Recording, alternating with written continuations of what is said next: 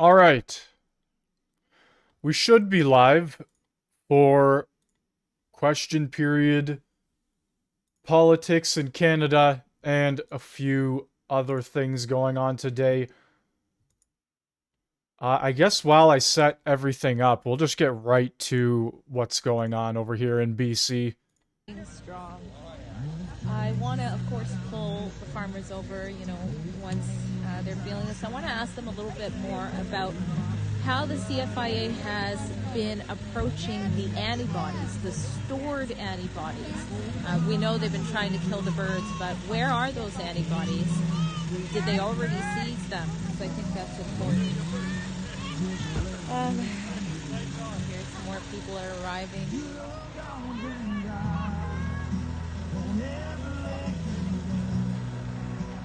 And the CFIA men and women are making their way towards the birds.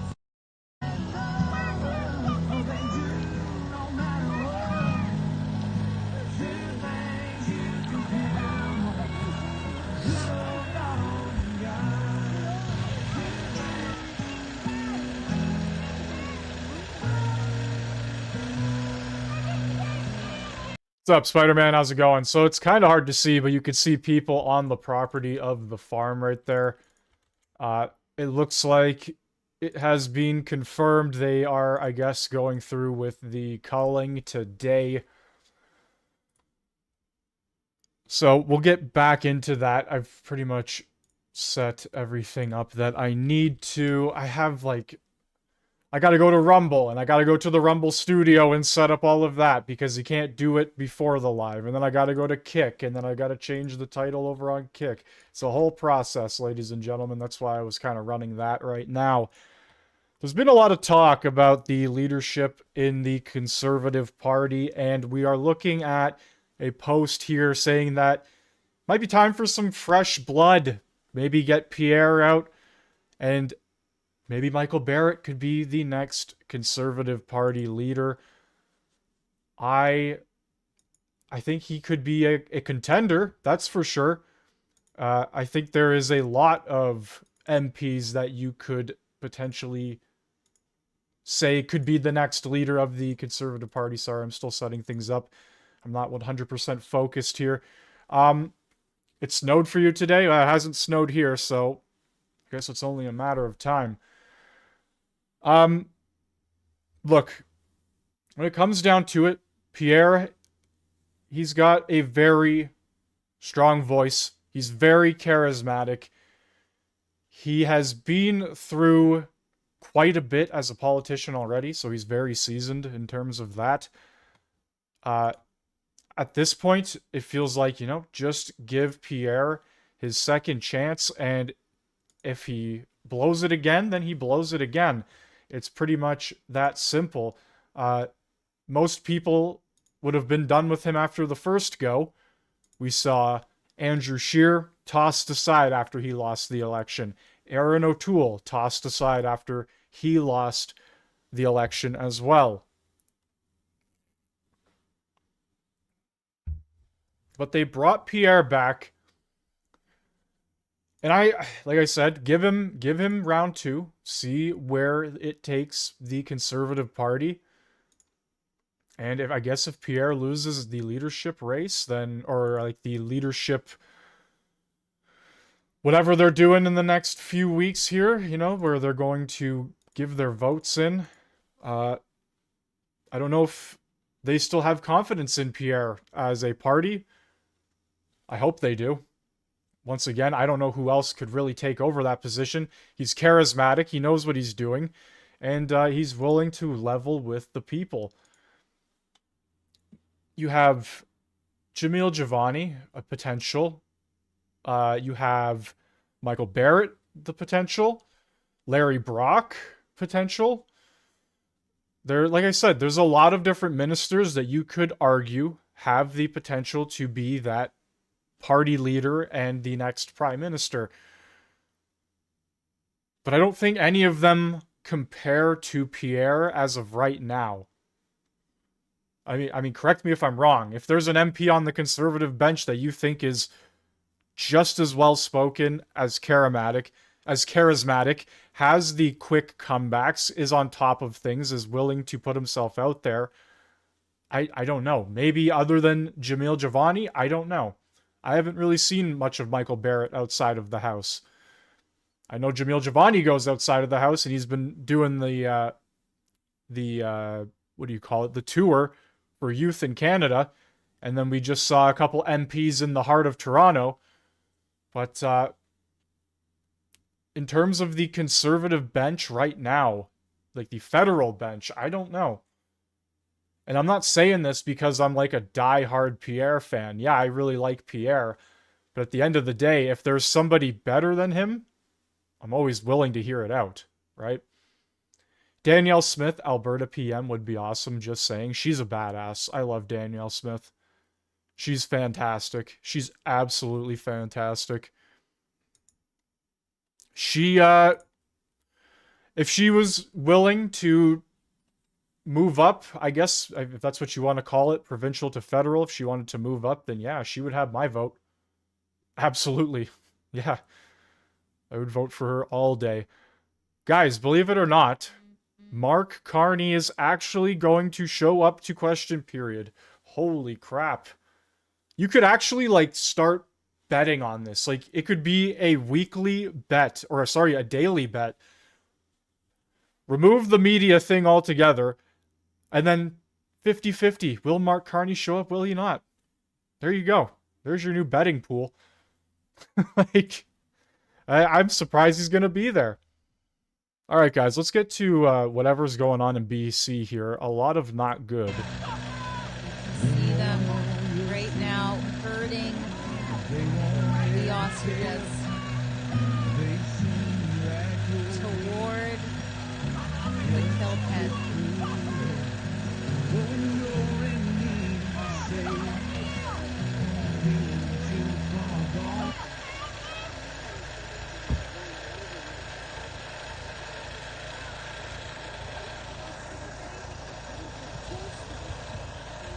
Testing 1, 2.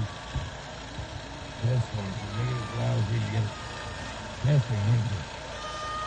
Test 1, 2. Test 1, 2. As loud as you can get it. Testing 1, 2. Test 1, 2. Yeah, that's getting better. Up high. Yeah, that's getting better. Yeah. Yeah, let's rock and roll, CFI. Can you hear me over there? You CFI? Is that the right name for these guys? How about Nazis? Nazi party motherfuckers over there. Hey, can you hear me, motherfuckers?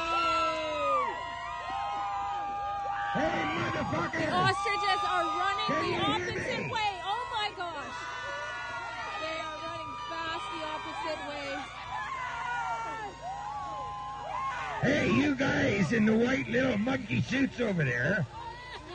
Can you hear me?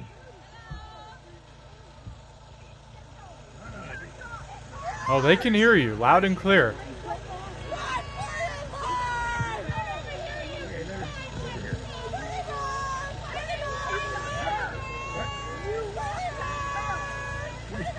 Hey, calm down. Please. You calm down. What you're doing is wrong. Yeah, I do too. I do too. Let go. Katie never came up.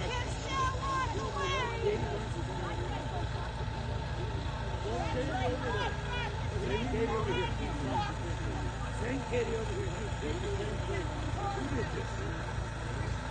You can see the ostriches actually ran. Remember, they were all towards the kill pen. They ran the complete opposite way to the edge of the pen. They clearly know something isn't right, and you can see the CFIA coming after them, coming towards them. Now remember, ostriches are fast runners. They can run super fast. I have no confidence that the Canadian Food Inspection Agency has even really thought this through very well.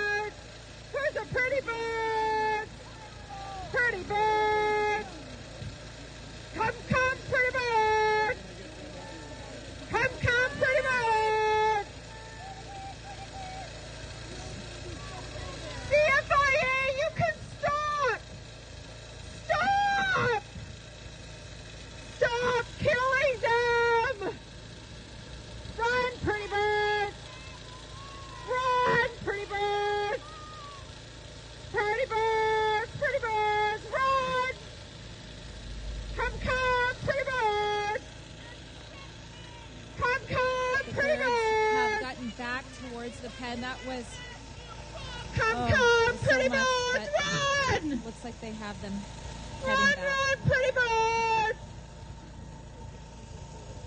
They're 35 years old, CFIA! 35 years old, probably older than you are! 35 years old, Canadian Food Inspection Agency!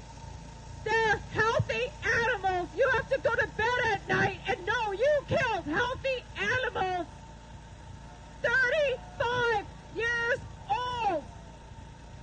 Everyone, Courtney Fotheringham, Troy Bork, Courtney Fotheringham, Troy Bork, everybody will know your name across. Bro, this is wild. All right, we're 14 minutes behind from the live aspect of the stream here. I think the standard going forward for the live streams will be potentially 30 minutes or so of whatever the hell is going on the day-to-day basis. Yesterday it was ICE protests. Today it's Ostrich Culling. Tomorrow it's I don't know, but I'm actually not going to be live tomorrow. It's Friday, so don't do question periods on Friday. But yeah, the first 30 to 40 minutes of the stream will just be whatever's happening, followed by the obvious question period. This is definitely going to cut in to members by statements. This is a big moment. A lot of people watching this event right now. Blood on your hands! You all have blood on your hands! Every one of you! Paul McKinnon! Satan! In the form of a human being! All of you! All of you! Every one of you needs to look at what you're doing in this moment and realize your destiny is being sealed right here, right now. And it doesn't have to be this way. You are choosing to do Satan's work. You are choosing to be the darkness. You are choosing to be the pestilence that plagues our society. And we've had enough. The people have had enough. We will not take it anymore. I wonder what you're getting paid for this. What's your paycheck worth, buddy? To destroy lives. These people never did anything to you. What the hell is the matter with you? You know damn well these birds have never been tested. So why are you doing what you're doing? For a paycheck. Look at you. This is not going to get forgotten. You know that, right? You know that it's not going to be forgotten, right? What you're doing here, you know it's not going to be forgotten. And I swear to God, I hope that somebody here gets your pictures, your faces up on the media for what you do here today. Look at you. Look at this. This is now what Canada is? Are you shitting me? Are you shitting me? Look at you. I can't believe this. I can't believe this. This is the worst of the worst. This is terrible. You people should be ashamed of yourself for what you're about to do. You know damn well these birds are not sick. So why are you doing it? Annabelle, we love you. Frank, we love you. Spunky, we love you. You're feisty and you're fun. You play with us when we do chores. Sergeant Bilko, you're a fighter. Scotty, you are so red and so amazing. The colors in you are outstanding. Annabelle is 35 years old. Trevor, you got a funky toe, and we love you. We were just making you better. Connor, Ethan, Carrie, Erica, Donald, Cedar. Oh God, there are so many names. So many names. Canadian Food Inspection Agency, you're killing decades of life. Decades of life that could actually prove to treat your children. Treat your children for diseases and viruses in the future. Annabelle. Oh God, Annabelle. Oh, Regretta. Regretta. Regretta, we miss you so much. Regretta. Oh, Regretta. Do you know, it's the funniest thing, we miss their pecs. We miss their love and touching them. Canadian Food Inspection Agency, you have no idea what you're killing right now. You've just started a war in Canada, a revolution. You don't kill just to kill. Oh, God. Courtney Fotheringham. Everyone's going to know your name in the world. Courtney Fotheringham and Troy Bork. Paul McKinnon. There's all our babies running for their lives. You want to watch what destruction looks like? Look at all that life. 300 pounds, prehistoric animals running for their lives. We are meant to protect them.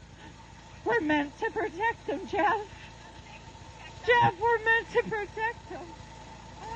CFIA, remember this moment. All right. So we are roughly 12 minutes out from question period, and like I said, I'm definitely going to cut into statements by members like I did yesterday, about 10-15 minutes of that.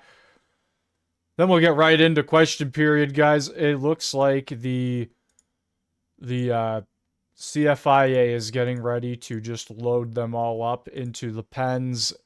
I guess that's what this is right here. And yeah, they're going to take each and every one out. They're just going to annihilate the entire farm. Over 7,000 people watching this live right now. I'm skipping ahead. We'll just go right to live. Lovers. I mean, it's not even just about that, but where the heck are they? Nobody seems to be around. Well over 8,000 now. In positions of power that are supposed to be there because we elected them or because we pay them to be there. They're never there when they should be. How much in grants, how much in of taxpayer support our government's giving to these animal rights organizations that are nowhere to be seen? And how humane is it? If these ostriches are running back and forth out of fear of their lives, how is that an humane way of culling them? It's all, as we see, over and over, especially in Canada, and especially for the last 5 years. It's all a lie. That's all it is.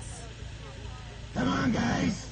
And the one thing I am happy for is that people are seeing through it. You know, they tried. The state media tried. They tried to say, oh, you know, mega billionaire and, you know, mega supporting the farm. But they couldn't do that to the birds. They couldn't make them far-right birds. So people are getting it. People are seeing. They're seeing that today life is ending for no reason, and that the state is saying that that life has to end for our health. And that excuse is not going to hold very strong for long, like it did during the COVID tyranny era. Let me know how you guys are feeling in the comments. Oh, and I should let you guys know Rebel Roundup. You go to Rebel Roundup right now. They're live streaming, so maybe my colleagues are better at articulating right now, because to be honest, I'm very upset myself, so I'm trying to hold it together. But Rebel Roundup is on right now, live streaming, giving commentary, and you can find that at rebelnews.com. Time and time again for about 3 weeks now. Unsafe work. These animals with their vicious 2 claws have the capability of doing what to a lion? Guess what? They aren't afraid of the lion. I've got a big dog, and guess what? He's hard enough to tame. Those who know and who've witnessed. These birds know, you can tell by the way they're walking. They know which side of this these folks are on, and you all know as well. But you're in way over your heads from the way you were throwing that food at the birds, having the RCMP. Shame on you, brothers, being the common day garbage man. I don't see that in downtown Kelowna. The only time I do is when you're tearing down somebody's tent. Usually a veteran. Again, as a free man of this country, I hold certificates as well. I hold rights to this land somehow. And I'll tell you right now, if I came in and made this trench on anybody else's land, I'd have a lot of environmental red tape around me and a lot of people explaining to. Y'all need to realize that you're in way over your heads, and again, this information is stacking up, and you know there is a citizens coalition working with your own policy to make sure we are informed, have every bit of body cam footage from these RCMP, every report we have, every document, every move they made. And we have. Sister Margot can attest, and many others can. And thank you again for following this on all the social medias, because as we've proven here again, the real media is the new media. This bullshit, bogus media has gotten us into this kind of predicament. When we will believe people like Angela Rasmussen and her bullshit policy garbage over what she thinks. Oh, well, of course, yeah, well, you know, they're not sick, but, you know, this is about, you know, just doing what?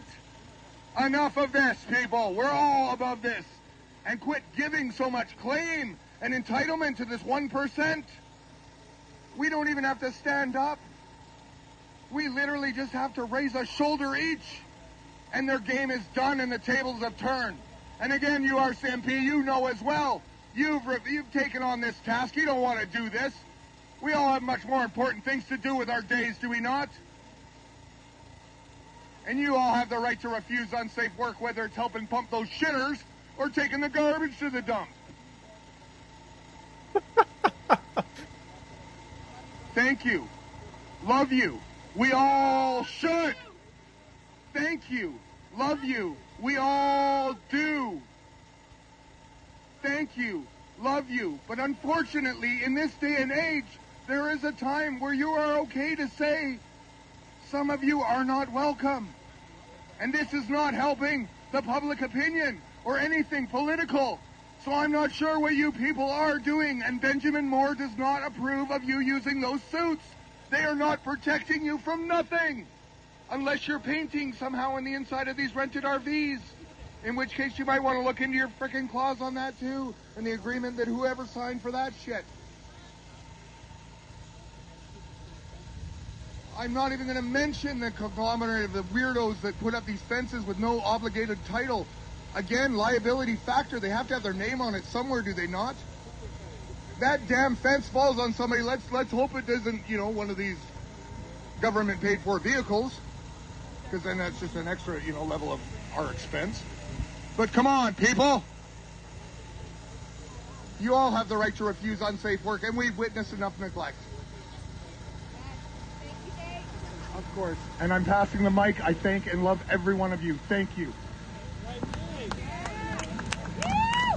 This word goes out to the CFIA, the WF, the WHO. It will all come back to you. You're not exempt. Your children are not exempt. Your grandchildren are not exempt. It will all. Alright, just gonna turn that one down a little bit for a minute here. Hopefully she finishes sooner than later. I send it back to you!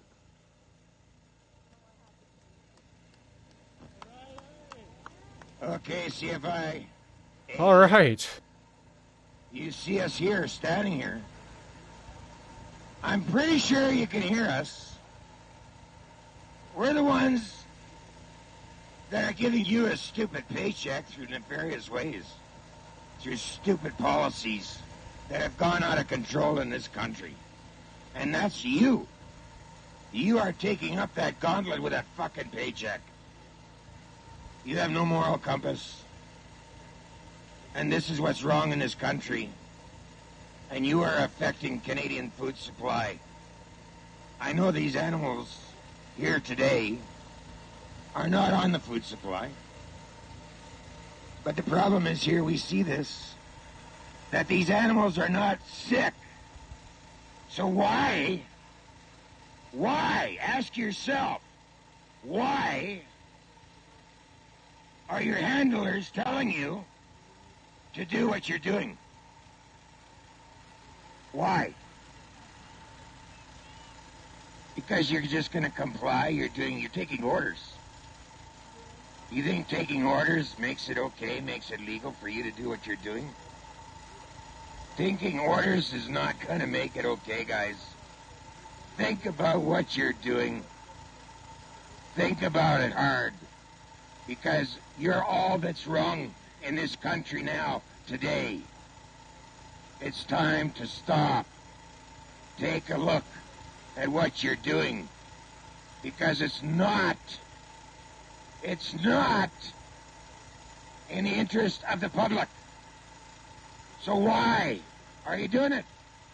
You haven't come up here to take your $5,000, so it's not money. Why? You want to do what you're doing. Why? Ask yourself, because I'm sure asking myself, why are you doing it? No test. These animals are not proven to be sick. So why? One of you, just one of you, come over here and tell us why. I'll give you a minute.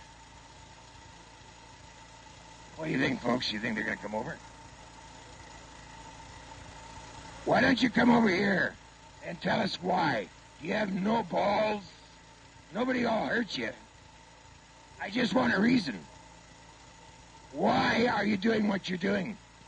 You know damn well there's nothing wrong with these birds. So why are you doing it?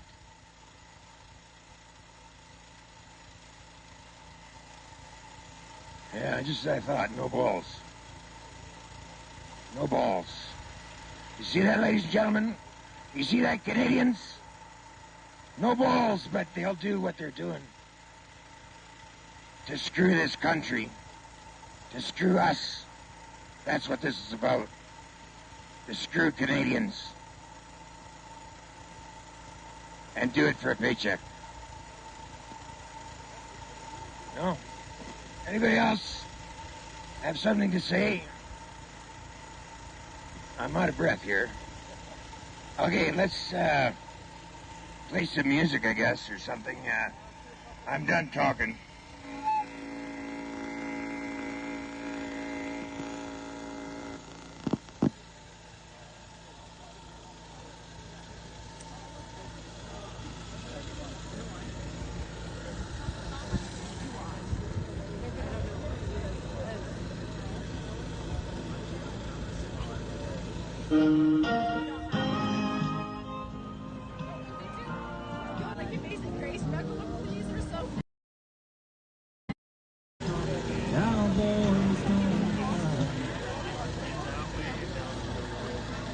Wow, well over 10K people watching this live now on the Rebel News platform. The government's currently debating budgetary policy in the House of Commons, as if the Liberal government would stay within the fiscal guidelines they set up anyway. What a joke. In about 10 minutes or so, question period should begin. Somebody can't weaken their spirit. These animals were healthy. What would you say to the CFI's claim that they're going to do this all humanely? That is a complete effing lie. They have not done anything humanely. They have not had shelter. We could not even see water in their pens. We had to pray for it to rain so they could have water. We seen them take a bucket and dump it into a ditch so that they could, that's all the water they were getting. And they have water. They're not getting bedding. They're not getting anything. Nothing. A lot of people have been asking Katie what this means for the farm. You're co-owner. In your words, what does it mean that it looks like tonight might be the first night that they're gone? Some of them. They're not calling. No, you know what? It's Miracle Thursday. We've been at the 11th hour. Our lawyer is still working with Major Supreme Court lawyers, and she's trying to do something, and we Last question, have you heard anything about the attempts your lawyer was doing to try to allow you guys to say goodbye to the birds? Yeah, CUG said in minutes of CFI. So it's hard to hear because I'm turning up the country music. Sounds like they might not even be culling the birds today. I don't even know what's going on. We just heard from this lady here who is supposedly the co-owner of the farm that it's not taking place today, and that they are still in talks with the lawyers to, I guess, shut the situation down. This has been going on for quite a while now.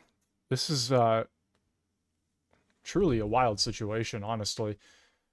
And it is overstep from the government in some of the worst ways possible.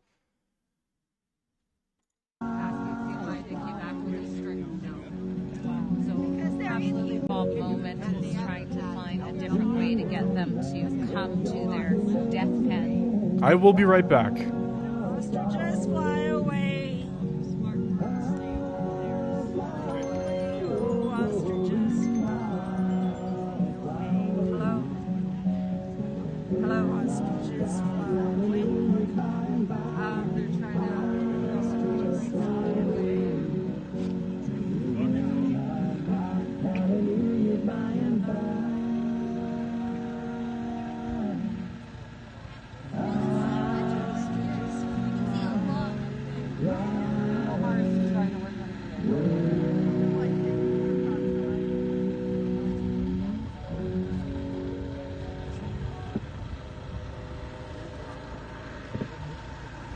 All right, Drea Humphrey with Rebel News signing off just to charge up and be right back at it for whatever is next. I'm actually going to try to get a higher view as well. I'm going to climb, do a little bit of hiking, and see what I can come up with.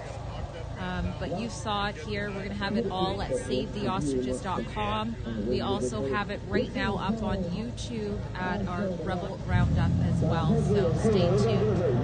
And if you want to help chip in for our expenses to be here again, to be your eyes and ears, you can do that at SaveTheOstriches.com. And also, we link their Give, Send, Go as well.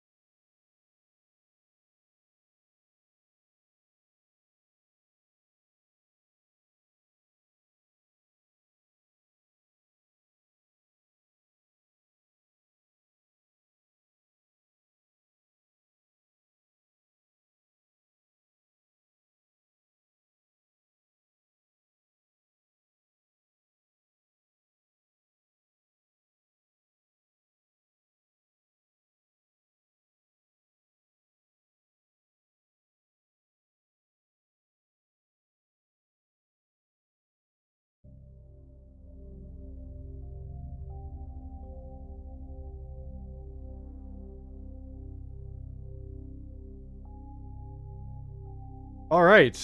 Well, I guess that's going to do it for the Ostrich portion of today's live stream.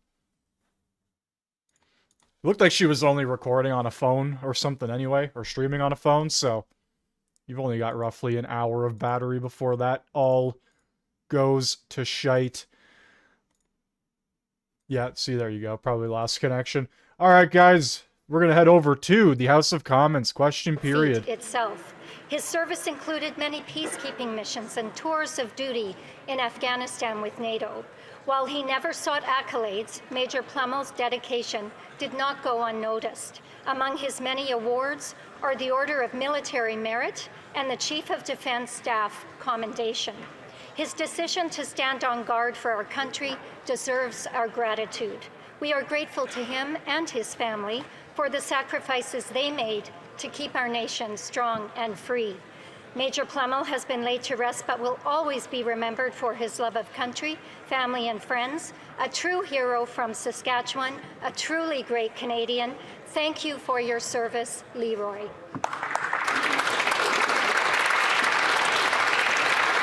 The honourable member for Nipissing to Miskaming.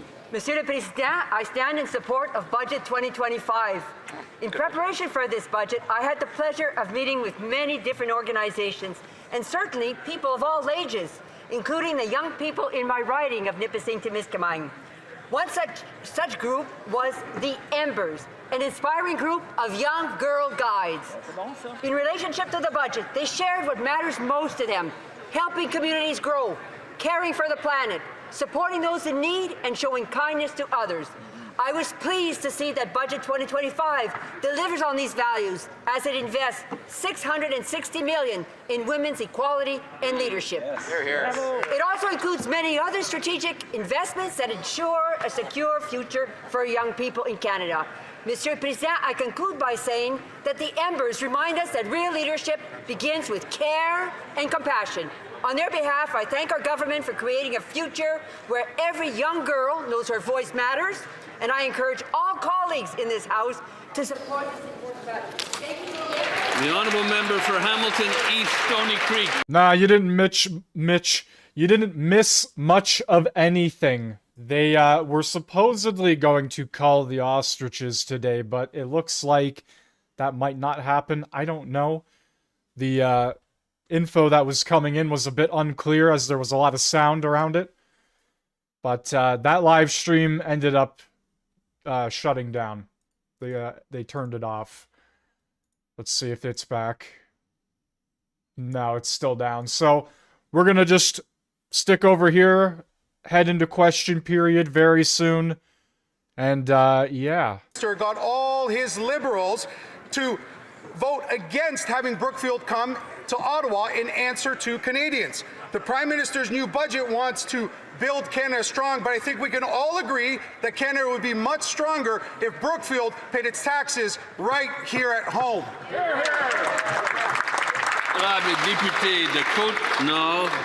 The Honourable Member for Côte-Nord, Kawawachi-Kamash, Nisasinan. Mr. Speaker, it is a pleasure today for me to welcome the CEO, Ms. Karine Otis. With them, we talk of Côte-Nord, of Bécomo. Our port is open to the whole world. We work with Rotterdam, the biggest port in Europe, but we don't envy them because we have a leader like Ms. Otis. We are the fourth biggest stop for international cruises. The Bécomo port is very prosperous, and we're very proud of it, and that's thanks to its entire team and its entire board. They promote innovation, economic development, and so much more for the community of Bécomo and for the whole Côte-Nord. You can always count on my support as an ally to help you work toward the future you are contributing to every day, a future that is exactly what our Côte-Nord deserves. Thank you, Mr. Speaker. On behalf of SOCAN, which is the Society of Composers, Authors, and Music Publishers of Canada, I'd like to invite everyone to celebrate the first ever Music Creator Day on Friday, November 7th. La Journée des créateurs de musique réaffirme. This reaffirms SOCOM's mission to guarantee that creators of music in Canada are respected, recognized and paid fairly. Important work for 100 years. The date November 7th was chosen to honor the birthday of one of the greatest songwriters of all time from Canada, Joni Mitchell.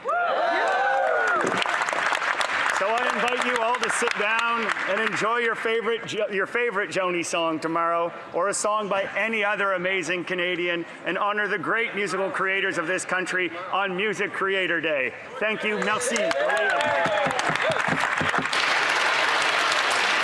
honourable member for Oshawa. Mr. Speaker, every dollar this Prime Minister spends comes directly out of Canadians' pockets. This Liberal government's 10th budget delivers the largest deficit outside of the COVID years at $78 billion. It will add more fuel to the inflation fire, and Canadians will continue to struggle to afford groceries.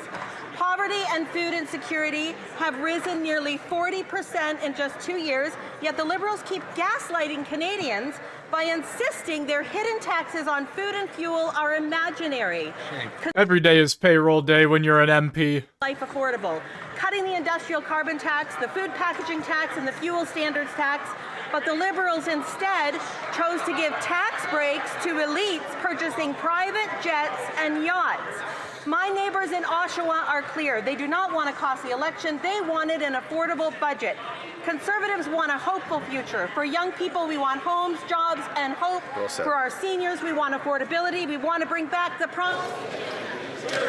The honourable member for Calgary Confederation. Mr. Speaker, forestry is core to our Canadian identity and the backbone of communities across Canada. This vital sector provides good jobs, drives local economies, and keeps our towns and cities going.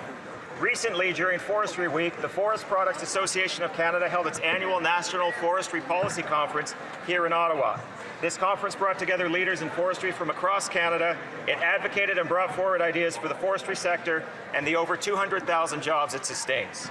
I want to extend a special thanks to the workers who power this industry and all those who attended, because forestry supports our Canadian way of life. And as Canadians, we need to support the forestry sector. Not just during these trying times of trade disputes, but always. Let's work together across party lines to defend and grow this vibrant sector, because when forestry is strong, Canada is strong. Yes. Honourable member for Columbia, Kootenay, Southern Rockies. The Supreme Court's decision in this case is devastating. 2 men were found with hundreds of images and videos of children. Yeah, it's far too loud in the House for statements. As we know, these statements mean a lot to members and to their communities. So if the member could start from the top. Clearly they don't mean a lot to a lot of the members. The Supreme Court's decision in this case is devastating. 2 men were found with hundreds of images and videos of children, some as young as 3 years old. One had 317 images, mostly of little girls between 3 and 6. The other had hundreds of videos of children between 5 and 10. These are not victimless crimes. Every image is a real child, hurt, humiliated, and forever changed. These children deserve justice, not excuses. Yet the court chose to focus on theory instead of horrifying facts in front of them. Canadians know justice means protecting the most vulnerable among us. A future Conservative government will use the notwithstanding clause to overturn this ruling. We will restore mandatory minimum sentences for child sexual abuse material and ensure predators face the full weight of the law. The Honourable Member for Argenteuil-La Petite Nation. Thank you, Mr. Speaker. As the holiday season approaches, our communities are getting... Oh, look who it is, right there. Sitting right there, all nice and smug. It's Chris D'Entremont, everyone. The Conservative that crossed to the Liberals. It should be an instant by-election, and I know I'm not the only one that agrees with that statement. Just saying. When it comes to any member that crosses the aisle from any party, should trigger an instant by-election. Apparently, 300 MPs over the course of, I guess, Parliament have done that. Wild stuff.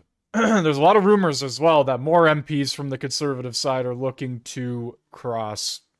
I hope it doesn't happen. If Carney gets a majority, we are screwed. We are absolutely screwed. Mr. Speaker, this budget is a booby-trap blueprint that burdens the next generation with back-breaking bills and broken balances. While the Prime Minister boasts and brags, young Canadians are being buried beneath a $78 billion deficit bombshell. That's not just a blunder, it's a brazen breach of trust. He blurted he'd bring down spending, but instead his first budget ballooned by $90 billion, bankrupting blue-collar breadwinners and blaming everyone but himself. Now interest payments on the national debt have ballooned beyond what we budget for healthcare transfers. And every household is being billed an extra $5,400 in bloated inflationary spending. A brutal blow to families already barely getting by. Basic needs are being bumped for banker buddies and bloated bureaucracy. And what's the bottom line for our youth? Bleak futures and broken dreams. Behind the buzzwords and back-patting, this budget is a bad bargain for Canadians. It's time to bring back balance, build responsibly, and break free from this cycle of borrowing, bluffing, and betrayal. The honourable member for Winnipeg North. Thank you, Mr. Speaker. Mr. Speaker, this budget is all about building Canada strong. Hear, hear. It cares about people. That's why we see the dental program. That's why we see childcare. That's why we have a national school program that's going to be there for over 400,000 children. It is about building a community, Mr. Speaker. It's investing in Canada. Mr. Speaker, think of our hospitals. Think of our streets. Think of our bridges. Think about our communities. That's what this budget's all about. Investing in Canadians. The Conservatives, they don't believe in Canada, Mr. Speaker. But this Prime Minister, this government, we believe in Canada. Well, my ears are officially bleeding now. I don't know why they turned up the volume. 6 months ago, the Prime Minister promised Canadians that he'd get the deficit under control, that he'd lower our debt and lower inflation. Instead, he's blown an $80 billion hole in the budget.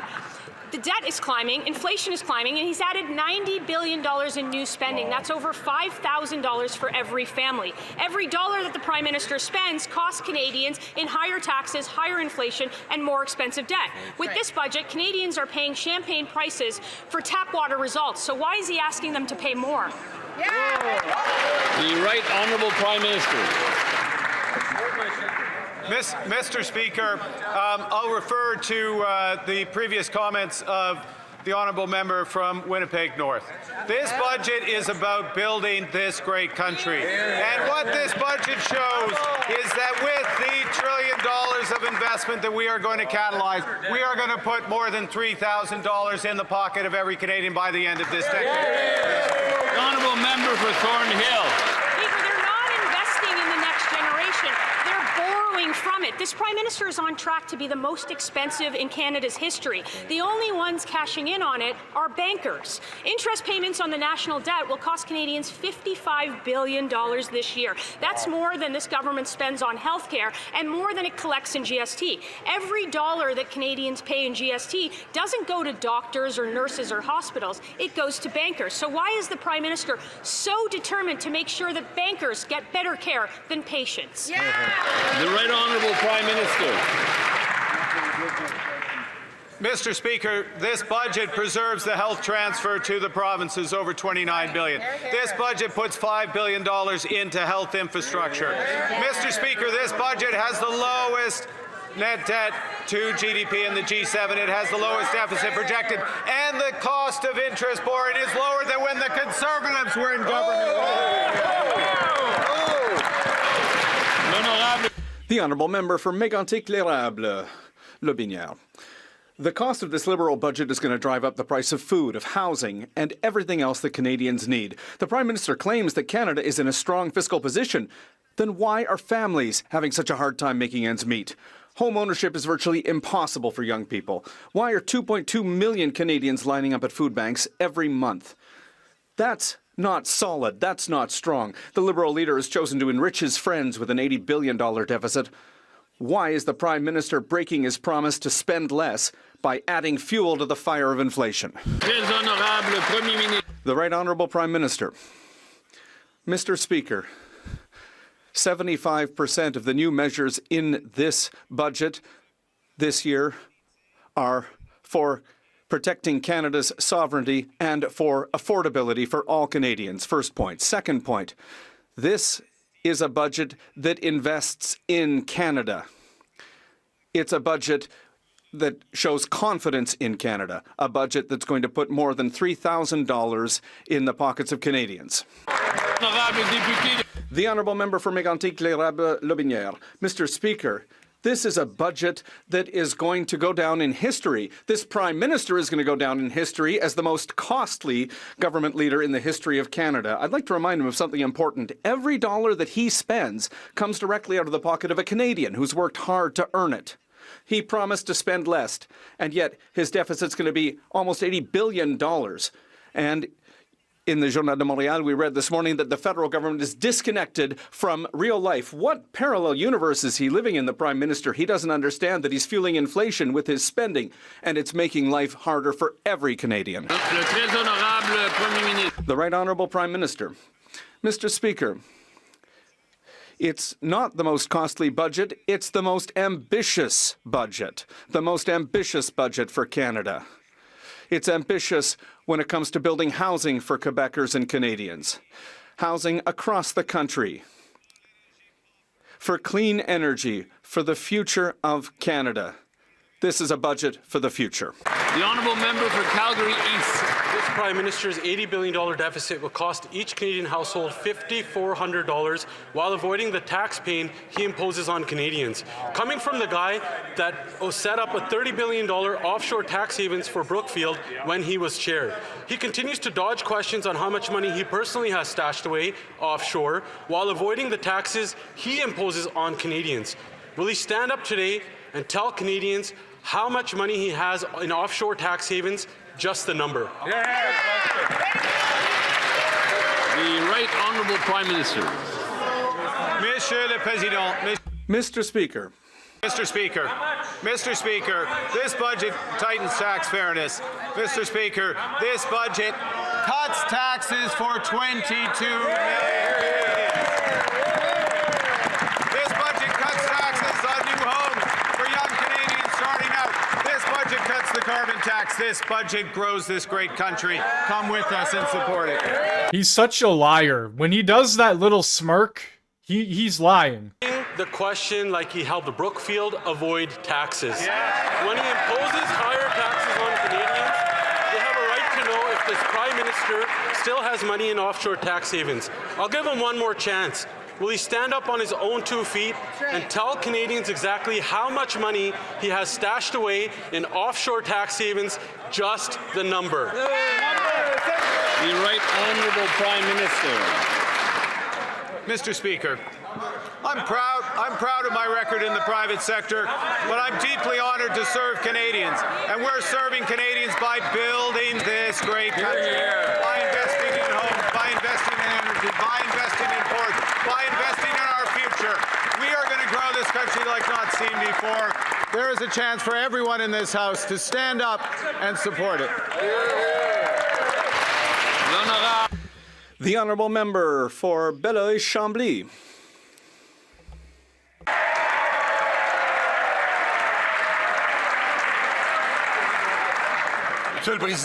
Mr. Speaker, for a Quebecer, standing up means standing up for the independence of Quebec. We gave this government a chance. You know, they're in a recruitment campaign, and we said, could you eliminate discrimination when it comes to old age security that's paid to people who are age 65 to 74? They get 10% less than those who are 75 and over. All they had to do was say, yes, that's a principle of justice that we can follow. Does he recognize that he simply refused to help retirees? The Right Honourable Prime Minister. Mr. Speaker, in this budget, there is more than $80 billion in transfers for seniors across Canada. $80 billion. Yes, older seniors do get more, and that is justice. The Honourable Member for Belleuil-Chambly. Well, he didn't read his notes, he didn't read his budget. A second chance. We suggested to the government, you know, it's one thing to build homes, but young people have to be able to afford to buy them. And we said to the government there should be a privileged access system to credit for young families who are buying a first home so that somebody can buy those first homes. The government refused that. Will the Prime Minister confirm that he refused to help young people buy a first home with access to credit? The Right Honourable Prime Minister. Mr. Speaker, yes, there is an advantage for young people who are buying their first home, and that is justice. And that's on top of the big investments that we're making in housing. The Honourable Member for Belleuil-Chambly. The priority of Quebecers and Canadians is also health care. We offered to work with the government to increase health care transfers so that they could follow the increases in spending across the health care system in Quebec and elsewhere in Canada. The government said no. Quebec and Canadian taxpayers are going to be paying more and more in taxes, or they're going to have less money to do other things. Will the government confirm that it refuses to increase the health transfers so that they can follow the increased costs on the systems? The Right Honourable Prime Minister. Mr. Speaker, I have good news. Good news for Quebec. $12 billion in transfers for health care and $5 billion for infrastructure, for health care infrastructure in this budget. And there's $4 billion for Hydro-Quebec. There's the port in Contrecoeur. There's the second dock in Saguenay. And $500 million for culture, particularly for cultural institutions in Quebec. The honourable member for Middlesex, London. Mr. Speaker, this government is the most expensive in Canadian history. The Prime Minister doesn't seem to understand that the more he spends, the more things cost for regular Canadians. Liberals had a chance to lower food costs by scrapping the industrial carbon tax, but they chose to increase food costs by increasing the industrial carbon tax. That drives up costs like fertilizer and farm equipment. So why is the Prime Minister increasing the industrial carbon tax and making food more expensive for Canadians? Yeah, way to go, man. Secretary of State for Seniors. Mr. Speaker, if Conservatives vote against Budget 2025, they vote against old age security. They vote against guaranteed income supplements. They vote against the New Horizons for Seniors program. Wow. They vote against anti-fraud measures that will protect seniors from financial crime. They vote against a tax credit for personal support workers who care for seniors. And they vote against dental care that over 2 million seniors rely on. Canadians want to know, who are these Conservatives fighting for? Because it certainly isn't seniors. The honourable member for Middlesex, London. Mr. Speaker, let me spell this out for the Liberals. No farms, no food. The food professor warns that we're the only country in the G7 that's seen 4 consecutive months of rising food inflation. The industrial carbon tax is driving up wholesale food prices, full stop. The Liberals have introduced another of the most costly and largest deficit budgets in Canadian history. So when Canadians are already struggling to put food on the table, why is the Prime Minister so intent on increasing the industrial carbon tax to make food more expensive? The Honourable Minister of Agriculture and Agri-Food. Thank you, Mr. Speaker. Mr. Speaker, let me quote Sylvain Charlebois. Ottawa has quietly set the stage for some indirect relief, not through grocery subsidies and consumers facing policies, but through infrastructure, trade, administrative reforms that could make the food system work a little more efficiency. Mr. Speaker, our farmers have been asking for some of this stuff for a long time. Stand up and give it to them.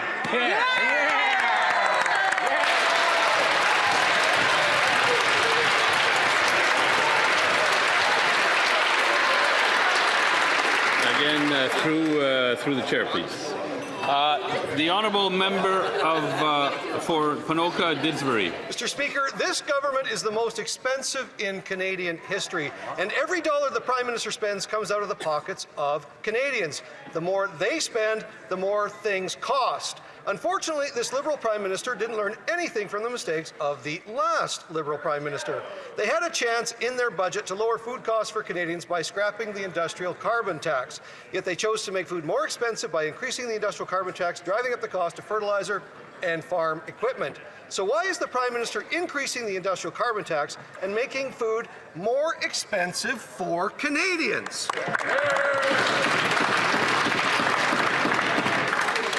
The Honourable Minister for Emergency Management and Community Resilience. Mr. Speaker, Budget 2025 delivers a stronger Alberta economy by backing workers and industries and innovators. It supports jobs and Alberta's economic edge. Alberta Chamber of Commerce CEO Doug Griffiths said it's a clear commitment to driving economic growth and job creation. Conservatives can't stand up for Alberta if they won't listen to our business community. Member for Ponoka-Didsbury. Mr. Speaker, the Liberal industrial carbon tax drives up the price of food. Since this Prime Minister took office, strawberries are up 25%, beef is up 25%, coffee is up 20%. The food professor Sylvain Charlebois told us that the widening gap between Canadian and American food prices was driven by one single factor, the carbon tax. He predicts bad news for 2026 and states that we're the only country in the G7 which has seen 4 consecutive months of a food inflation rate increase. Why is the Prime Minister insisting on making food more expensive for Canadians by raising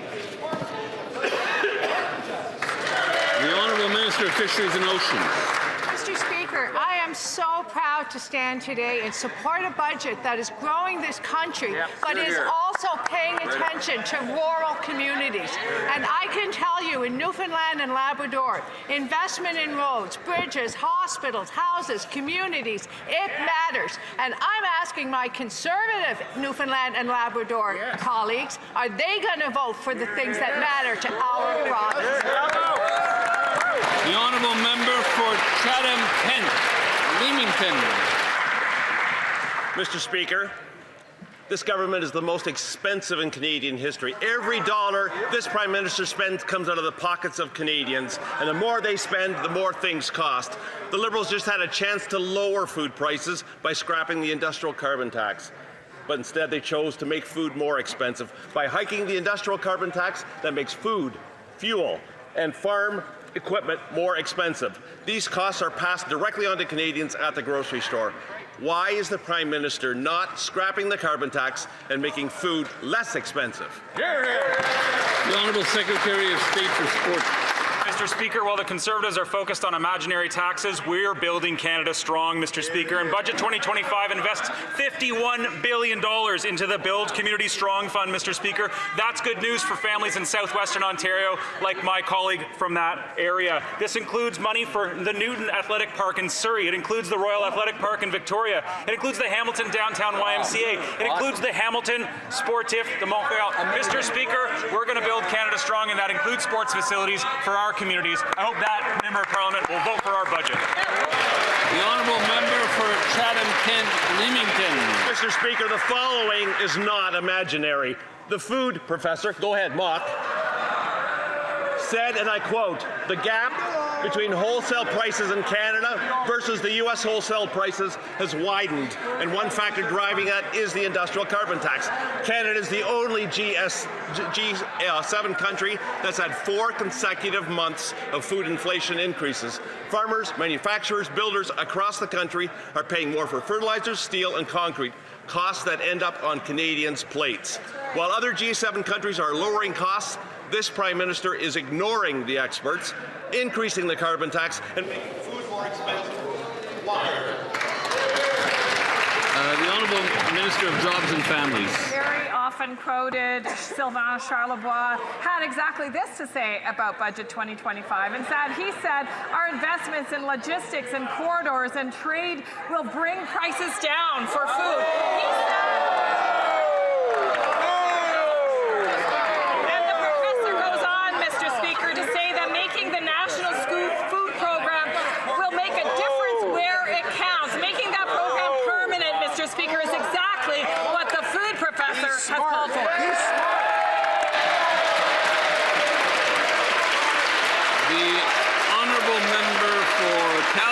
Signal Hill. Mr. Speaker, we now know that this government is the most expensive in Canadian history. Every dollar the Prime Minister spends comes out of the pockets of Canadians. The more the Liberals spend, the more life costs. Every economist knows this. The Prime Minister could have scrapped the inflationary industrial carbon tax. Instead, he chose to increase the tax and increase costs for all Canadians. My question to the Prime Minister is simple. Why is he increasing the industrial carbon tax and making our food more expensive? Why? The Honourable Minister of Natural Resources. Mr. Speaker, here's what our government is doing. Last week, we worked with 9 different countries to announce 25 different transactions to bring $6.4 billion to 6 new mining and processing facilities all across this country. Voting for this budget will bring a lot more of that, Mr. Speaker. The Honourable Member for Mirabel. Mr. Speaker, the budget, it's the worst of both worlds. It's a Liberal deficit with Conservative ideas. Nothing for healthcare, nothing for seniors, environmental cuts. It's Stephen Harper all over again. And it's not me who said it, it's the government House Leader yesterday who said it, and I quote, "This is a budget that Conservative voters could love." The Liberals aren't even hiding it, except that Quebecers, they didn't vote Conservative. They didn't vote for cuts to health care. They didn't vote for our seniors to be abandoned. They didn't vote to end the fight against climate change. Why are the Liberals not meeting the demands of Quebecers? The Honourable Minister of Canadian Identity and Culture. Mr. Speaker, Quebecers voted for 44 Liberal members on this side of the House. Mr. Speaker,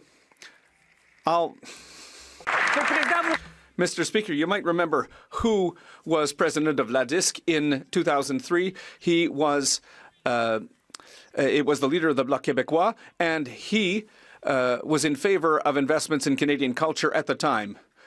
And now the member is going to tell his members to vote against cultural investments for TV and music in Quebec for our artists. He's saying, no, we don't want those investments in Quebec. The Honourable Member for Repentigny. Mr. Speaker, this is the budget of climate capitulation. Cuts of 15% to the Department of the Environment. Ending the cap on emissions in the oil and gas sector, tax credits for the oil and gas sector, and more. This morning, the Environment Commissioner was clear. He said that Canada would not be able to meet its greenhouse gas emissions reductions targets for 2030, and we're going even further back by ending carbon pricing. There's more money for the oil sector, less money for the environment. We're heading straight into the wall. Why are the Liberals keeping their foot on the gas? The Honourable Minister of the Environment and Climate Change. Mr. Speaker, I say it every day, our government will continue to fight climate change, and if you look at the budget, you'll see the investments. There will continue to be industrial carbon pricing. We are going to reduce methane emissions, but not only that, if you look throughout the budget, you'll see that we are fighting climate change in every department of the government. We're going to do the work. We will build a strong Canada. The Honourable Member for Parry Sound Muskoka. The Toronto home building industry has released a scathing report on this government's budget, warning of 100,000 job losses in the sector, despite the Prime Minister promising 500,000 homes a year during the election. The government continues to refuse to implement our policy of cutting the GST on all new homes under $1.3 million. Now, housing starts have plummeted, and developers are laying off their trained staff because the cost of government is just too high.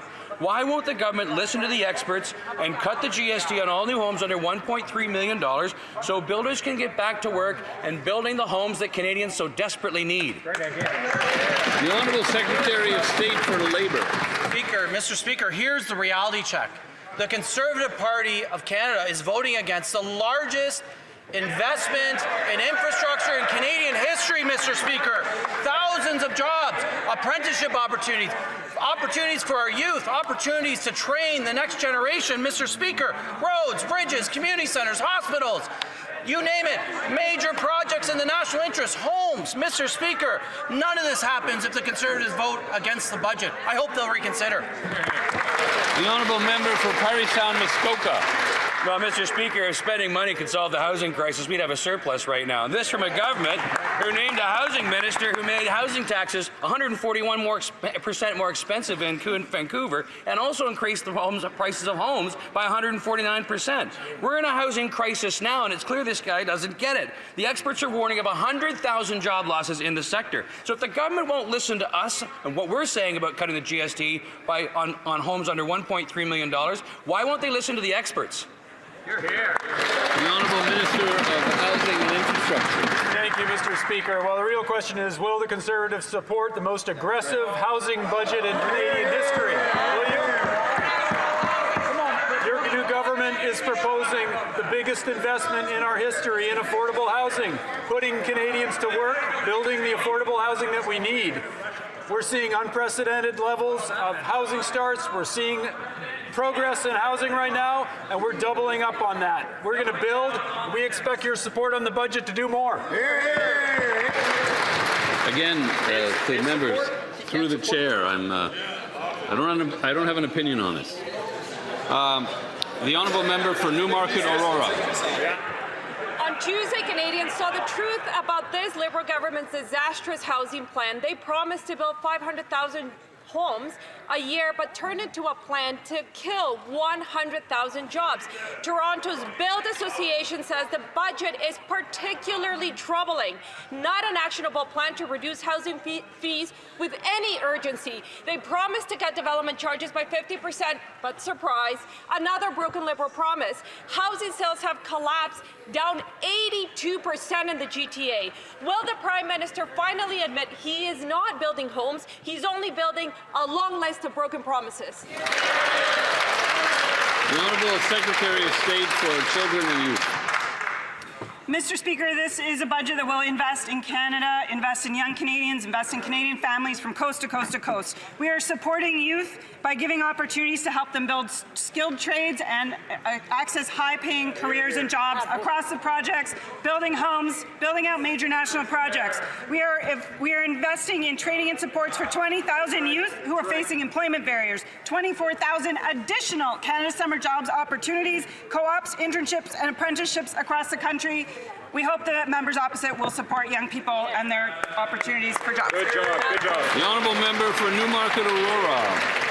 We've heard this before. The recycled ideas in Canada's housing industry continues to fall. Housing sales are down 82% in the GTA. Toronto's Build Association warns that this budget is built on backward-looking data that provides false assurances. In simple terms, builders can build, sellers can sell, and buyers cannot buy. And not only that, this budget will cost 100,000 jobs and commit us to a future with fewer homes and fewer opportunities. Will the Prime Minister come to his senses and finally address the cost of development charges so we can unleash our housing construction?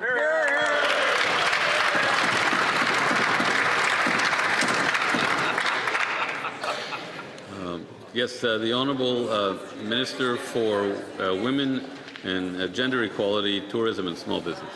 Mr. Speaker, when Conservatives talk about affordability, what they really mean are cuts. Cuts to the programs that Canadians vitally rely on.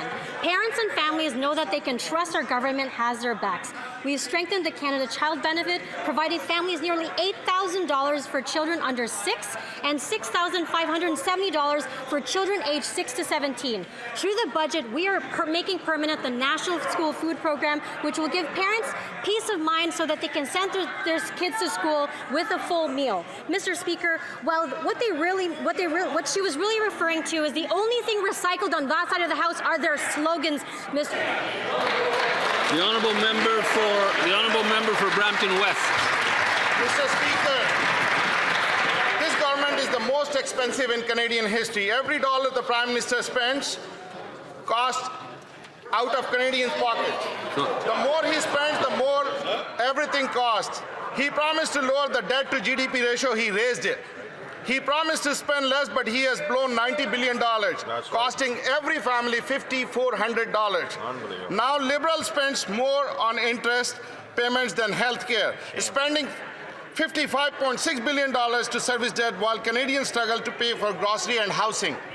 When will the Prime Minister stop mortgaging Canadians' future and deliver an affordable budget for Canadians? The Honourable Secretary of State for Combating Crime. Mr. Speaker, that member has risen in this House many times to address public safety concerns, and I know that his constituents in Brampton have those concerns because they're my constituents too, Mr. Speaker. In this budget, there are historic investments, $1.7 billion to the RCMP. Oh. We're deploying 1,000 new officers and 1,000 new CBSA agents, Mr. Speaker.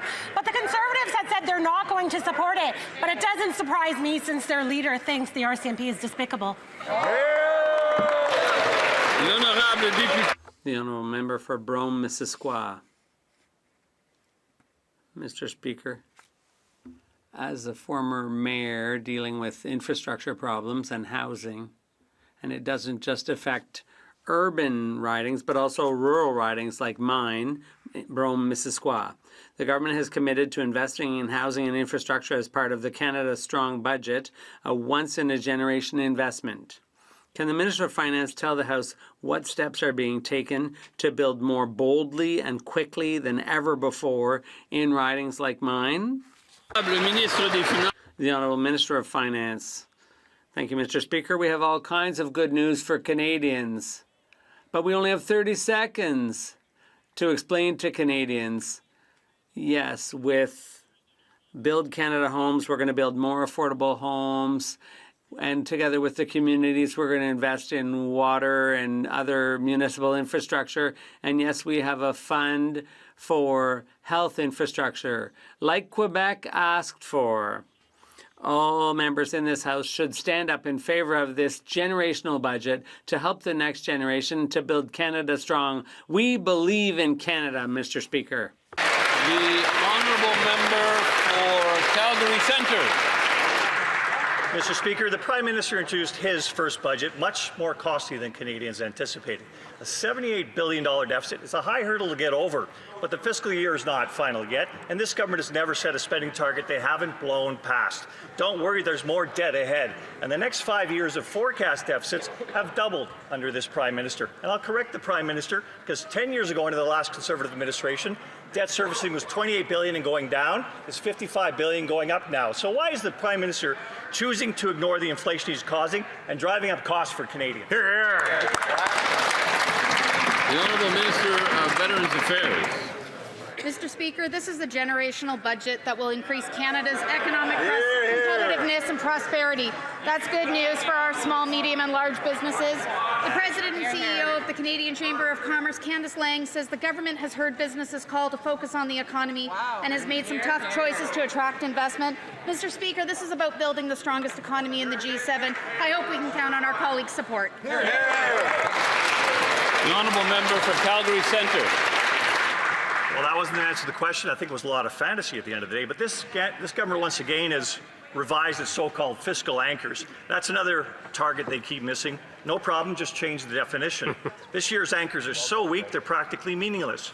When you change definition to fit your narrative, you undermine trust and accountability. Canadians deserve stability, not a government that moves the goalposts whenever it suits them. Mr. Speaker, Canada's fiscal position is adrift. Will the minister admit this budget has no fiscal responsibility and his so-called anchors are a political spin? Thank you. The Honourable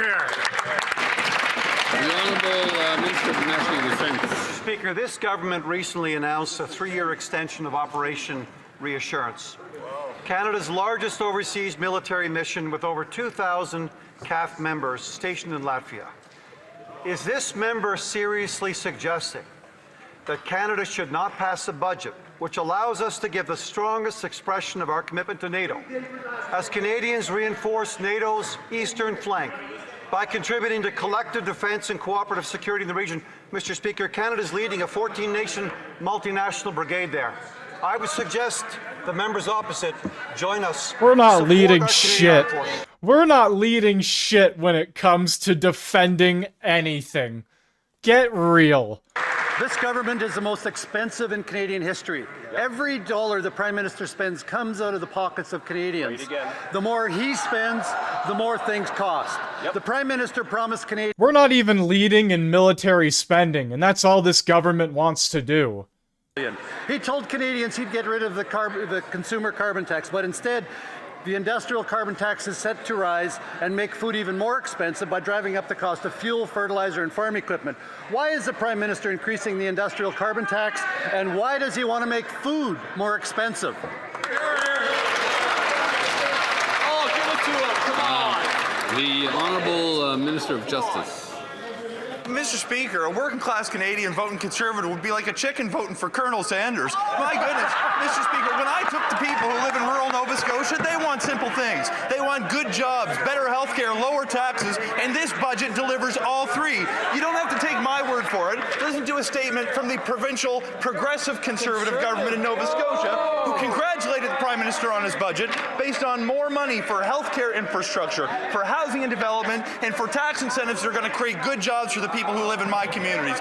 Conservatives from different parts of the country know this is a good idea. The only Conservatives who seem to disagree are the ones who sit on the other side of this House.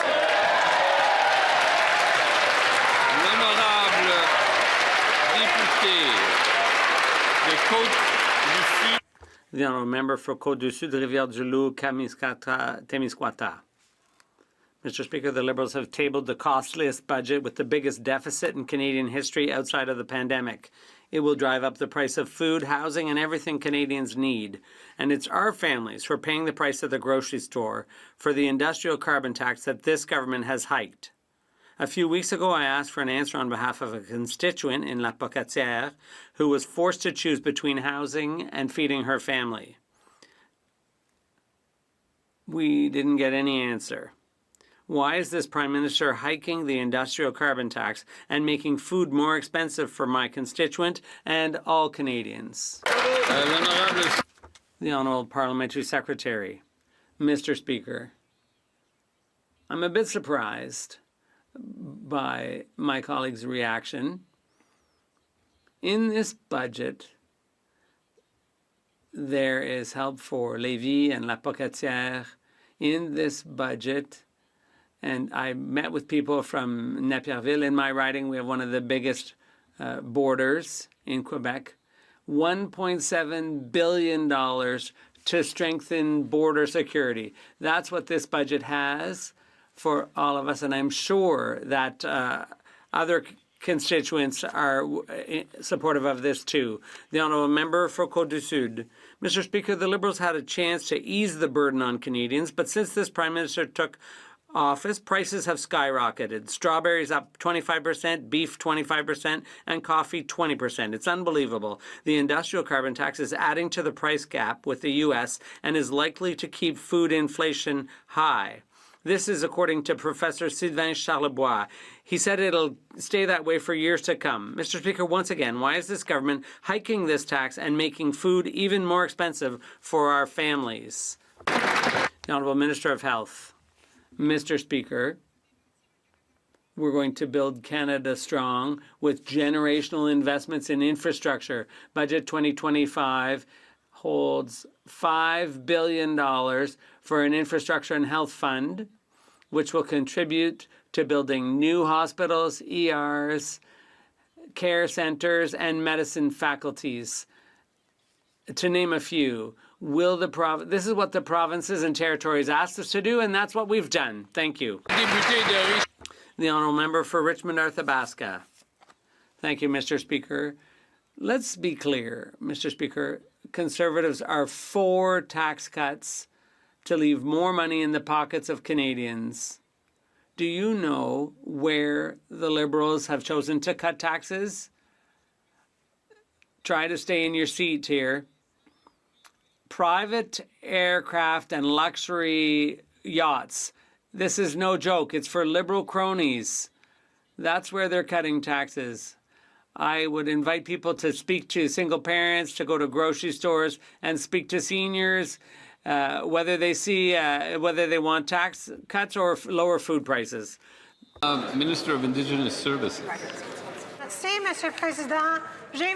Thank you, Mr. Speaker. I'd invite my colleague on the other side of the House to talk to all of his constituents, because in this budget, we decided to protect the position of First Nations. It's important also that we included infrastructure investments for water and housing. It's also important to invite the opposition to work with us to protect First Nations. And I know that there are some in his riding. Thank you. The honourable member for Richmond Arthabaska. Mr. Speaker, with all due respect, the federal government is disconnected from reality. She talks about First Nations, but I was talking about luxury jets and yachts. So the answer had nothing to do with my question. There are people suffering and struggling, nothing for our seniors. Who decided to cut taxes on luxury yachts and jets? The honourable member. Well, it's tiring when a member from Quebec stands up and suggests that aerospace is not important in Quebec. That industry is very important. Bombardier announced 600 new jobs in Quebec yesterday. My colleague, as a former colleague of François Legault in Quebec City, should be calling François Legault and telling him what he thinks about this news. The honourable member for Haldimand and Norfolk. Mr. Speaker, in a democracy, everything can be debated, but some moral lines should never be blurred. Protecting vulnerable children must remain one of them. The Supreme Court recently struck down a one-year mandatory prison sentence for 2 men who possess hundreds of sexual images of children, some as young as 3 years old. These are real victims of abuse and trauma. Why is this government more focused on protecting the charter rights of pedophiles rather than defending the dignity of children? Yeah, way to go. Honourable Secretary of State for Combating Crime. Mr. Speaker, plain and simple, child abusers should face the toughest penalties under Canadian law. Mr. Speaker, we are bringing forward legislation that is going to protect children. I hope the Conservatives can support it because their past record is that they haven't supported the online harms legislation. They haven't supported lawful access tools for law enforcement so we can catch child predators. They put politics before the safety of our children, Mr. Speaker. Oh, the party of lies and manipulation. It's unreal. The sexual exploitation of children is one of the clearest and most horrific crimes imaginable. Recently, the Supreme Court struck down the one-year mandatory sentence for possessing child sexual abuse material. Yet this government refuses to use Section 33 of the Charter, the notwithstanding clause, to restore the minimal penalties for pedophiles. Why is this government choosing to protect the charter rights of predators over the safety and the innocence of our children? The Honourable Secretary of State for Combating Crime. Mr. Speaker, like I've said before, child predators are the worst criminals in our country, and they should face the toughest sentences. Mr. Speaker, that is exactly why we're bringing forward new legislation so that we can toughen sentences and make sure child predators stay behind bars, Mr. Speaker. But I would like the Conservatives to promise that they will support that piece of legislation and they will support C-19 that is currently before this House, because they have not supported us in the past when it comes to helping children and to protecting children. So please put your politics aside and support the children of this country. Again,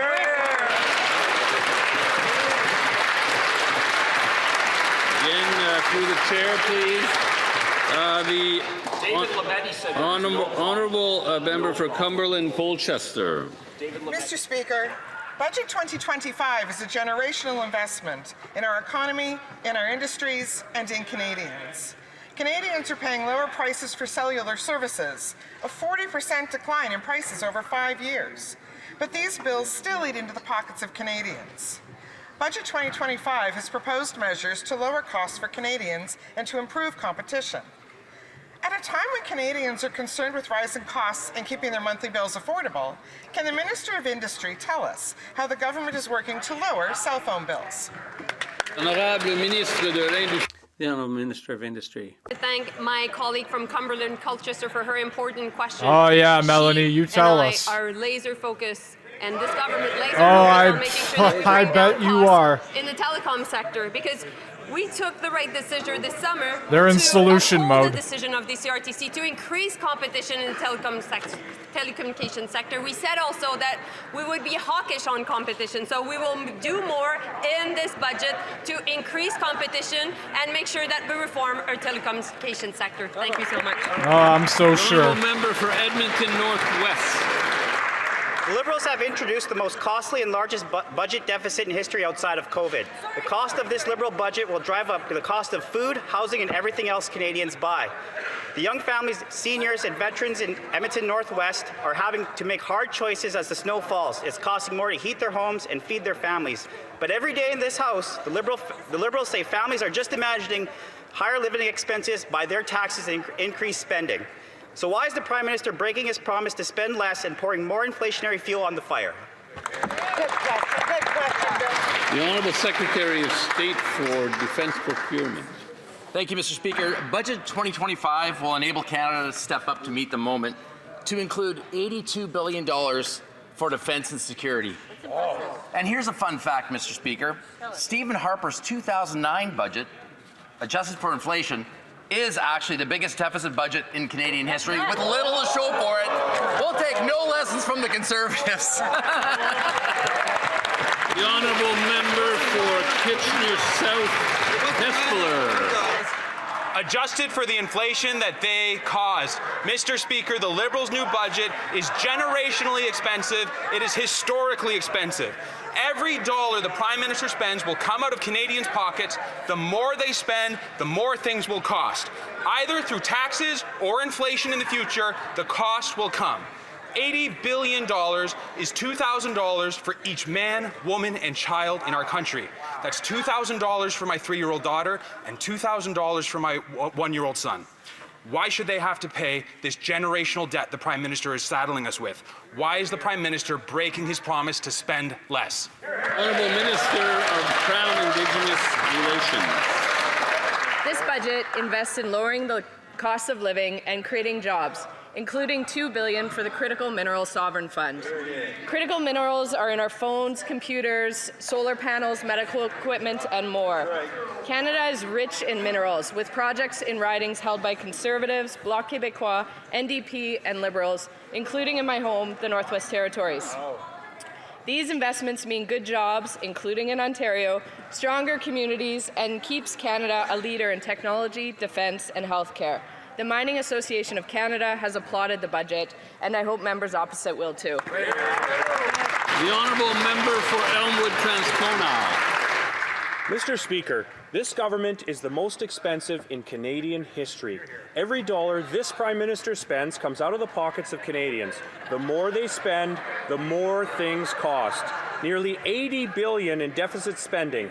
That means $450 a month coming right out of Canadians' pockets. This will make it even harder for Canadians to buy groceries and pay their bills. Instead, we get a bloated bureaucracy and high-priced consultants. Why does this Prime Minister believe he can spend hardworking Canadians' money better than they can? The Honourable Minister for Northern and Arctic Affairs. Mr. Speaker, we're focused on securing our sovereignty in the North and the Arctic with a $1 billion infrastructure fund for airports, seaports, all-season roads in North and in Northern Manitoba. We're focused on a $2.3 billion clean water for Indigenous communities. They're voting against an Inuit Nunangat University to build skills and hopes for Northern youth. We are focused on building, protecting, and empowering Canadians. They need to get on board. The Honourable Member for Honoré Mercier. Mr. Speaker, residents in my riding have expressed concern about the cost of living. Budget 2025 is full of great initiatives that will empower them and Canadians across the country.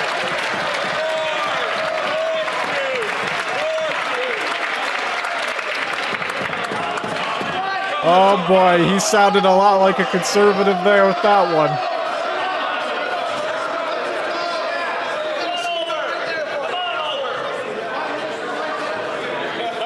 Clearly there are many in this House who would like to hear the member from the top. Yeah, hear it again. My colleagues are very excited to hear me today. say. Budget 2025 is full of great initiatives that will empower them and Canadians across the country to get ahead financially. Increasing competition is one way to achieve affordability. And in Budget 2025, there are several pro-affordability measures related to making the financial sector more competitive. Can the Secretary of State for the CRA and financial institutions inform this House about how the government is making life more affordable for Canadians by reforming the financial sector? The Honourable Secretary of State for Financial Institutions. Mr. Speaker, I thank my colleague for that important question. In our generational budget, Canada's new government is making life more affordable for Canadians by making our financial system more competitive and innovative. Among other things, we are providing Canadians with more financial options by helping credit unions and smaller banks grow and compete, advancing open banking, which will make it easier for Canadians to find lower fee checking accounts, cheaper loans, and higher interest savings. On this side of the House, we're laser focused on making life more affordable for Canadians. Thank you, Mr. Speaker. The Honourable Member for Calgary Nose Hill. The Prime Minister told Canadians that they need to sacrifice more to pay for the Liberals' inflationary deficit. But the Liberals sure aren't sacrificing much, Mr. Speaker. Yesterday, an Ottawa gossip rag feted the Liberals for attending a lavish deficit cocktail party hosted by rich Ottawa insiders, lobbyists and media firms who were thrilled with the billions of tax dollars for their wealthy clients and owners. Will the Liberals apologize for popping champagne corks with rich lobbyists to celebrate a massive inflationary deficit while Canadians can't even afford a case of beer?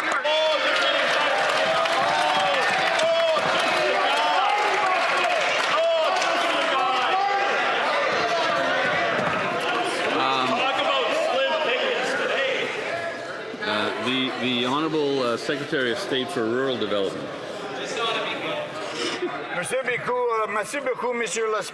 Thank you very much, Mr. Speaker. Canada wants the investment that this budget affords all Canada needs, and we're going to stand in support of rural Canada, Mr. Speaker. And in Saskatchewan, I'm going to tell our MPs, the Conservative MPs, Saskatchewan is watching, and all we're asking you guys to do was what you've been doing for the last 10 years on the budget vote. Sit this one out so that Saskatchewan can finally get help from the province to reach its full potential. Come on board.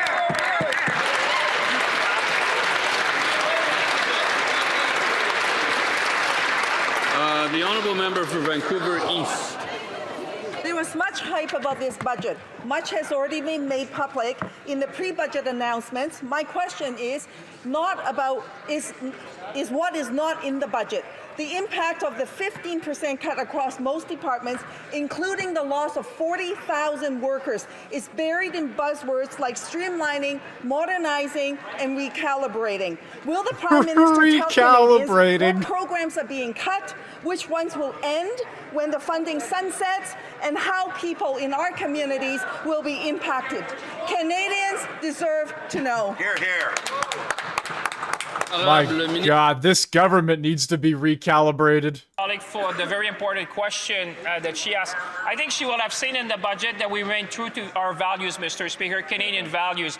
We make sure that while we do a budget which is focused on the future and investment, that we protect people, that we protect childcare, that we protect pharmacare, that we protect dental care. You know what, Mr. Speaker? Because we understand on this side of the House that affordability and supporting Canadians at a time like this is essential. But at the same time, we're going to build a great future, Mr. Speaker. We're going to take care of Canadians today because we believe in Canada. Honourable Member for Vancouver Kingsway. It's increasingly clear that this government's budget fails to deliver the transformational change promised and fails to meet the moment. It fails to provide any relief right now for the millions of Canadians suffering through an affordability crisis. 60% are having trouble meeting their monthly expenses. Half are using credit cards or borrowing money for daily needs, paying interest rates of 19% or more. Why did the Liberals fail to provide concrete measures to help the millions of Canadians who need help now? Le ministre des Finances. Mr. Speaker, I'm very glad for the question from my colleague. It's a very important question, and you will remember that the first thing we did for Canadians was to cut tax for 22 million Canadians, because we understand that affordability is at the heart of the concerns of Canadians. But more than that, Mr. Speaker, I'm sure you will have seen in the budget an initiative that I know he supports, because we talked about that, Mr. Speaker, when we made automatic benefits to Canadians, Mr. Speaker. That's the way we want to do. We want to cut red tape, support Canadians, and build a great country together. Alors, ça met fin à la And that ends oral questions. All right, there you have it. Question period all said and done. And we're expecting an important question shortly. And we hope that colleagues will listen quietly before we proceed to Thursday's question. Beer pieces will now be reset.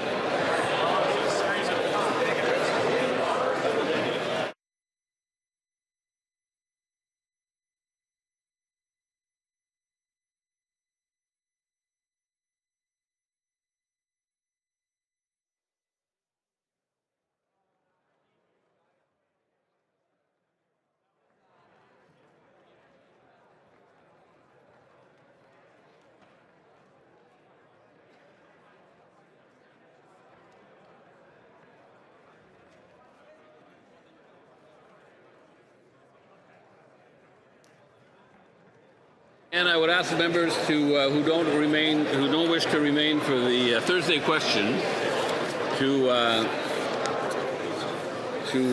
exit the chamber as quickly as possible and as quietly as possible.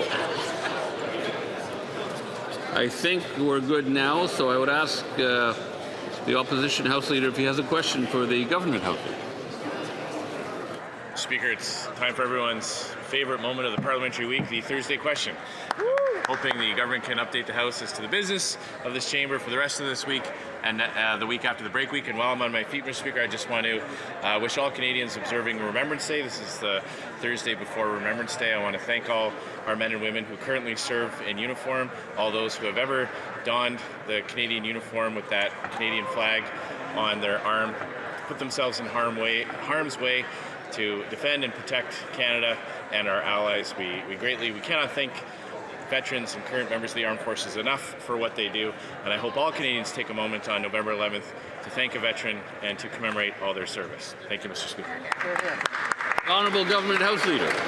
Mr. Speaker, and I want to join with my honourable friend in saluting our country's veterans, their families, and their communities, all of those who take a moment to remember on November 11th. I know all of those people deeply appreciate the support that Canadians demonstrate in their communities on Remembrance Day. So I want to join with my friend, the opposition House Leader, and send along those wishes as well. I want to thank members for an eventful budget week. Looking forward to, of course, continuing debate on the budget. Today, le vote sur le sous-amendement du Parti. The vote on the Conservative Party sub-amendment will take place later today, and there will be a continuing debate on the budget tomorrow. And when we return after our riding week on that Tuesday, C14, an act concerning bail and sentencing will be once again debated at second reading. On Wednesday, we will move to report stage and third reading of C4, an act concerning access to finance. Express here just a little bit of puzzlement, Mr. Speaker, that we called C4 for debate on Monday afternoon, but Conservatives mysteriously, because I know they're not against taking the GST off of homes for first-time home buyers. I know they're not against this income tax cut. I know they're not against removing the carbon tax on Canadians. I'm pretty confident of all of those things, Mr. Speaker, so I know that they will want to cooperate in advancing this very important piece of legislation, C4, on Wednesday. And of course, I wish all members a good week of work in their constituencies as they ponder that final vote on this year's budget, which, as you saw today in this question period, Mr. Speaker, contains multitudes for so many Canadians who are looking for a hand up and a way forward. Thank you very much. I'm now ready to rule on the question of privilege raised on October 24th, 2025 by the member for Leeds, Grenville, Thousand Islands, Rideau Lakes concerning the approval process for forms relating to the Conflict of Interest Code for members of the House of Commons.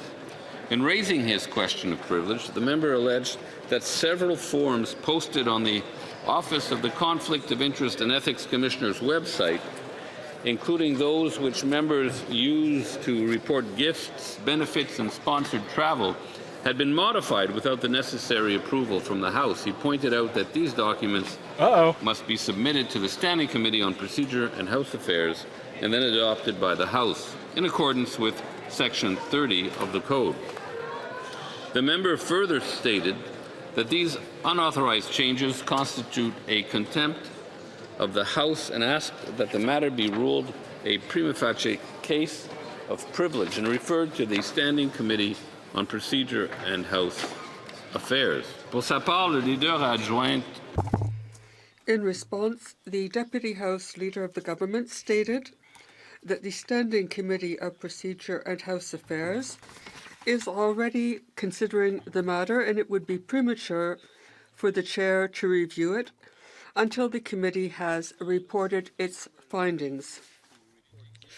It is true that the Standing Committee on Procedure and House Affairs plays a key role in issues pertaining to the Conflict of Interest Code for members of the House of Commons, which can be found in Appendix 1 to the Standing Orders of the House of Commons. Standing Order 1083A8 provides that the committee's mandate includes, and I quote, the review of and report on all matters relating to the Conflict of Interest Code for members of the House of Commons, end quote.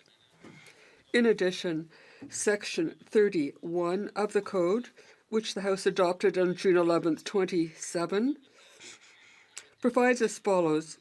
The Commissioner shall submit any proposed procedural and interpretive guidelines and all forms relating to the Code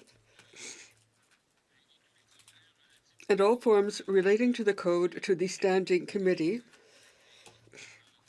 Any guidelines and forms approved by the committee shall be reported to the House and shall come into effect when the report is concurred in by the House.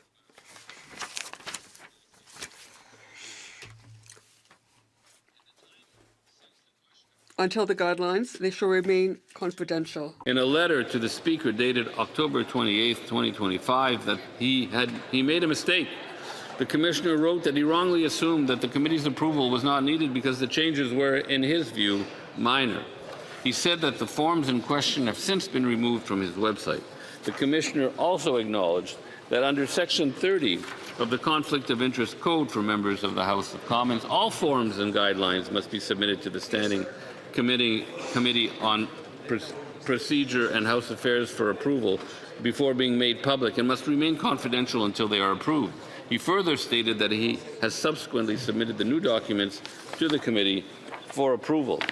It is unfortunate that this matter had to be raised in the House, but in light of the explanations provided by the Commissioner, there no longer appears to be any doubt about the meaning of Section 30 of the Code or the need for the Commissioner to have any changes to the forms approved by the Standing Committee on Procedure and House Affairs and by the House itself. Furthermore, as noted earlier, the standing orders already mandate the Standing Committee on Procedure and House Affairs to consider issues relating to the Code. The Chair is convinced that the committee will follow up on this matter as it sees fit, as evidenced by the meeting it held with the Commissioner about the forms on October 30th, 2025. Taking into account the explanations and apology the Commissioner has offered and the committee's ongoing study of matters pertaining to the code, the Chair, given the circumstances, considers the matter closed. I thank all members for their attention. All right. I think that is going to do it, ladies and gentlemen. There's a few committees going on later today, so I will be watching those, probably clipping some things out for the main channel, and that will be that. I guess that kind of works as long as November is in frame. Today is the 6th. Tomorrow is the 7th. That is how the days work. That is how numbers work.